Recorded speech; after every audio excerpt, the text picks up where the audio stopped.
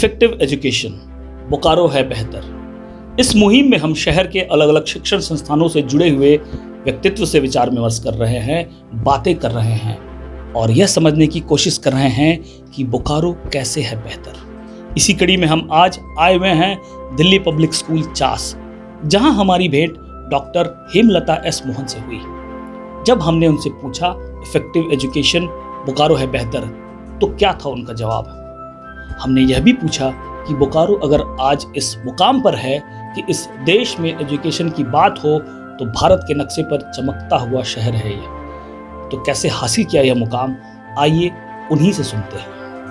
बेहतर इसलिए क्योंकि स्कूली शिक्षा को लेके जितनी सजगता यहाँ पे है, जितने पेरेंट्स यहाँ कंसर्न हैं और जिस तरह से एजुकेशनिस्ट सोचते हैं, उसने इस पूरे शहर को एक स्कूल एजुकेशन की दिशा में एक विशेष स्थान प्रोवाइड किया।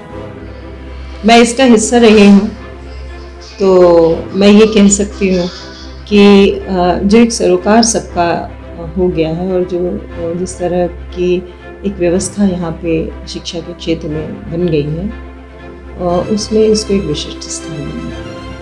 तो बहुत सारी चीज़ें हैं इस पे बताने के लिए और करने के लिए, लेकिन हाँ, बोकारो बेहतर है क्योंकि यहाँ के अभिभावक जागरूक हैं, यहाँ के जो शिक्षा संस्थान हैं वो अपनी भूमिका समझते हैं और एक सिस्टम है जिसको क्रिएट किया गया है जिसने इस यात्रा को बेहतर बनाया है।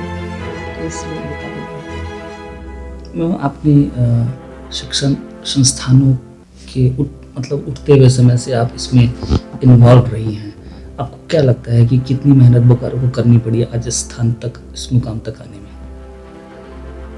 बहुत, इसमें कोई दो राय नहीं है कि जब हमने शुरुआत की तो ये भी बाकी शहरों की तरह ही एक शहर था जिसमें एक आध विद्यालय बहुत अपने तरीके से कर रहे थे, जो जिस तरह से उन्होंने उसको अपने सिस्टम को डेवलप किया था। लेकिन पूरा शहर शिक्षा के और शिक्षण के प्रति और एजुकेशन के प्रति एक कमिटमेंट के साथ, एक संलिप्तता के साथ, एक डेडिकेशन के साथ आ गया है। इसके लिए तो निश्चित रूप से बहुत मेहनत करनी पड़ी और अच्छी बात यह है कि पढ़े लिखे अभिभावक इस चीज़ को समझ पाए और उन्होंने अपनी भूमिका को समझा।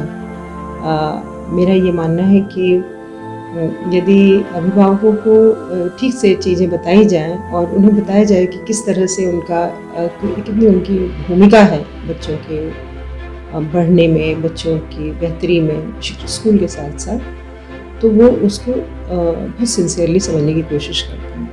लेकिन ये बहुत आसान नहीं है क्योंकि शिक्षा का स्वरूप बदल रहा था और होलिस्टिक एजुकेशन आवश्यकता थी।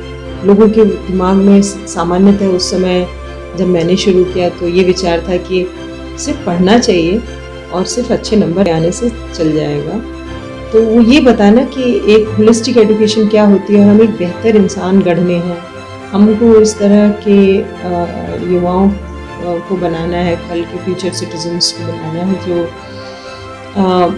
देश के लिए कृत संकल्प हों और समाज के लिए कृत संकल्प हों, तो वो विश्व के लिए अपने आप ही उनका पूरा योगदान रहेगा। तो हमें बेहतर इंसान गढ़ने हैं, हमें एग्ज़ाम सिर्फ पास करने के लिए और अच्छे नंबर लाने के लिए नहीं, अच्छी सोच वाली पौध तैयार करनी जो बहुत ओनरशिप के साथ, जिम्मेदारी के साथ अपने कर्तव्यों को भी समझे, अपने अधिकारों को भी समझे। बहुत आसान नहीं था, लेकिन खुशी की बात यह है कि अच्छी चीज़ों को समाज भी समझता है, पेरेंट्स भी समझते हैं। तो शुरुआती दौर में थोड़ा सा समझाने के लिए जो एक इनिशियल स्ट्रगल होता है, ये बताना कि खेलकूद कितना अनिवार्य है, ये बताना कि संगीत कितना अनिवार्य है, ये कि अपनी संस्कृति कितनी आवश्यक है, ये कि पढ़ाई में ये सारे तत्व क्यों शामिल होने चाहिए, इनका इंटीग्रेशन क्यों होना चाहिए और ये बच्चे की सोच को किस तरह से ज़्यादा बेहतर, परिपक्व और उनके दायरे को कैसे विशाल बनाते हैं, उनको एक बेहतर इंसान बनने की दिशा में किस तरह से ये सब काम करते हैं और उनको देने वाला व्यक्ति बनाते हैं, लेने वाला सिर्फ नहीं, वो अपनी भूमिका के प्रति सजग होते हैं। तो धीरे धीरे ये समझ में आया। और देखिए, मुझे लगता है कि बोकारो एक ऐसा शहर है जहाँ होलिस्टिक एजुकेशन की बात लोग समझते हैं इमीडिएटली। इंटीग्रेशन मैंने यहाँ शुरू किया था, आर्ट लर्निंग, जिसको मैं आगे भी लेके गई। और खुशी की बात है कि ये मैंने प्रपोजल CBSE में चेयरपर्सन से मिली थी, उन्होंने भी इसको बहुत अप्रिशिएट किया। और एक तरह से इसकी सब जगह शुरुआत हुई। लोग कर रहे थे अपने अपने तरीके से उसको, और स्ट्रक्चर्ड तरीके से करने की दिशा में काम हो। तो अब इस चीज़ को यहाँ के लोग बहुत तुरंत समझते हैं, जानते हैं, क्योंकि उन्होंने अब तुरंत इस दिशा, हाँ, इतना आसान नहीं था। लेकिन अच्छी बात यह है कि अच्छी चीज़ों को सब लोग सुनते, सुनते हैं और समझने की कोशिश करते हैं, और समझने पे वो उसको अच्छी तरह से लेते हैं, करते हैं। और इसलिए हम बच्चों को बहुत ही मुझे ऐसा लगता है कि मेरे पढ़ाए हुए, हमारे पढ़ाए हुए वो सारे के सारे बच्चे सबके सब बहुत विशेष हैं। और मुझे हर बच्चे के अंदर, शहर के ही नहीं, दुनिया के हर बच्चे के अंदर वही संभावना, असीम संभावना दिखाई देती है। हमें थोड़ा सा उनको कहीं कहीं हाथ देने की, सपोर्ट करने की, उनकी केयर करने की, कहीं ज़रूरत पड़ने पे उनको कंट्रोल करने की आवश्यकता पड़ती है। अन्यथा हर बच्चा बहुत विशेष है, पूरी दुनिया का हर बच्चा बहुत ही यूनिक है, और हर बच्चे के अंदर असीम संभावना है। सिर्फ हमको ये समझना है और ये समझाना है। मुझे खुशी है कि कुछ हद तक सही हम इसको कर पाए, और फिर इसको हमारा पूरा शहर समझ पाया, सब विद्यालय समझ पाया, और एक बहुत अच्छी टीम के रूप में सभी जो एजुकेशनिस्ट थे बोकारो के, उन्होंने न केवल समझा बल्कि बहुत एक अच्छी टीम वर्क के साथ पूरे शहर के एजुकेशनिस्ट ने काम किया। तब हम इसको ये रूप दे पाए। इसमें सबका योगदान है, हर एजुकेशनिस्ट का, हर स्कूल का, हर पेरेंट का, हर बच्चे का, हर शिक्षक का, मोस्ट इम्पॉर्टेंट हर एजुकेशनिस्ट का। और मैं ये नहीं कह सकती कि जो मेरे नॉन टीचिंग और एडमिनिस्ट्रेटिव स्टाफ है, उनकी भी एक महत्वपूर्ण भूमिका है।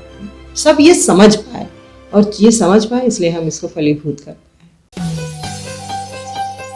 बने रहें thetimesmedia.com पर। आप हमें फेसबुक और यूट्यूब पर भी देख सकते हैं।